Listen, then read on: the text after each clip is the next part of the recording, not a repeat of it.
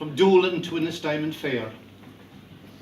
Dogs barking and cattle bellowing in the midnight air.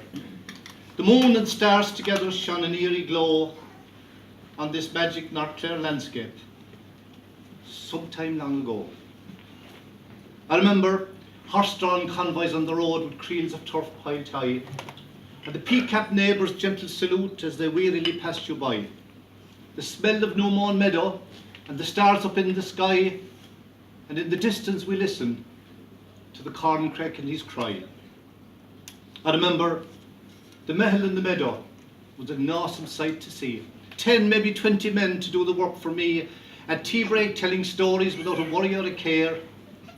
This was country living at its best, in my home place in Clare.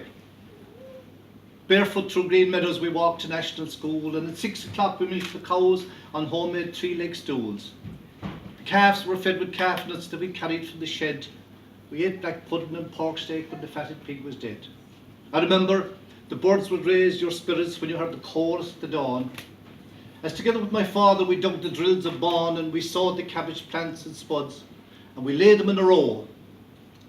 And I looked at my dad as he taught me how to sow, and how to tend to ewes at night when the lambs arrived in spring. Those were very special times, and I remember everything. Timmy Shannon and his horse and cart. He'd stop outside our door with fresh mackerel and pollock fished at Doolin shore. I remember thatching reeks of turf and hay to protect from winter's rain.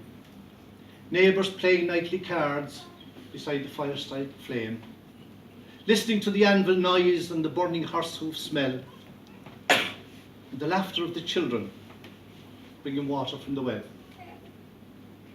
I close my eyes in silent pause, and I roll back the years, and I see it all from spring to fall as I wipe away my tears. I see daisies in the springtime and snowflakes in December, and my mum and dad beside the fire.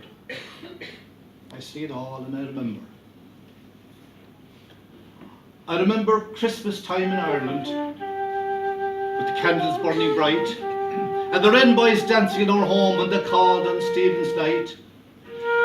And on Easter week the church bells rang and called us all to pray. And we hung the bush outside our door on the night before May Day.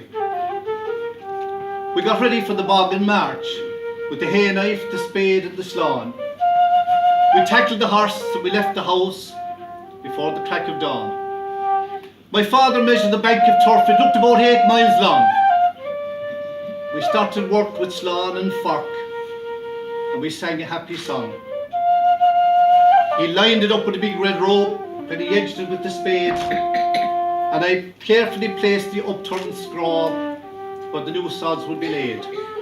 I stood on the bank and I watched his hands as he cut each sod with skill, and I carefully placed them on the bank in every space I would fill. We took a break at 10 o'clock. We drank cold tea from a jar as we listened to the singing birds and the cuckoo from afar. The croaking frog and the corncrake was music for the soul as the mare grazed beside us and licked her newborn foal. As day wore on and our limbs grew tired, my dad would breathe a sigh. The sweat would roll down his face from the burning sun in the sky. We would stop and we'd stare at our morning's work with satisfaction and with pride. And I boiled the tea on a makeshift fire with my father by my side. Our day would end when the Angelus rang and we hid the tools in the heather. We tackled the mare and we headed for home in the horse and cart together. Another day over, and we were tired and burned from the sun, but a special time and a special bond between a father and a son. Cutting turf was a tough old job, but we tackled it together. And we worked so hard from dawn to dusk in this North Clare summer weather. The blisters in our hands told a story, but sure we didn't have a care. This hard work took us from boys to men in my home place in Clare. Dad's no longer with us now, and the neighbours have also passed. The bog is closed, and the slan is gone, and the years have moved on fast.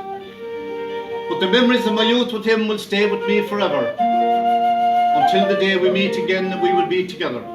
He taught me everything I know from the day that I could walk. He said, be kind and be honest, and be careful of loose talk. Don't hurt your neighbour or your friend, and to yourself be true. And always remember to do your best in everything you do. That generation were so special. We won't see their likes again. They worked so hard and they reared us well and they made us better men. I miss him now and I miss those times when life was a tough old slog. But there is no price that you could pay for one day with him in the bog. I remember the day he passed away, 1988. And I said goodbye to the man I loved, my hero and my best mate. There was no one like my father when I was just a boy, and I thought he'd live forever. I thought we'd never say goodbye. No more we'll work together or walk through fields in Clare, or dig the spuds, or milk the cows, or take cattle to a fair. No more I'll hear his mellow voice, or listen to what he knew, when we worked together man to man, and he showed me what to do. There is something special in a dad when he takes you by the hand, and he shows you things of nature that you can't understand. Why birds will nest in springtime, and the salmon swims for home, and the cuckoo calls in April, and the swallows cross the foam. The memories of my youth with him will stay with me forever, and I know the time will come again, and we will be together. There was no one like this man of Clare when I was just a lad. When times are hard, and when life gets tough, that's when I miss my dad. Thank you, folks.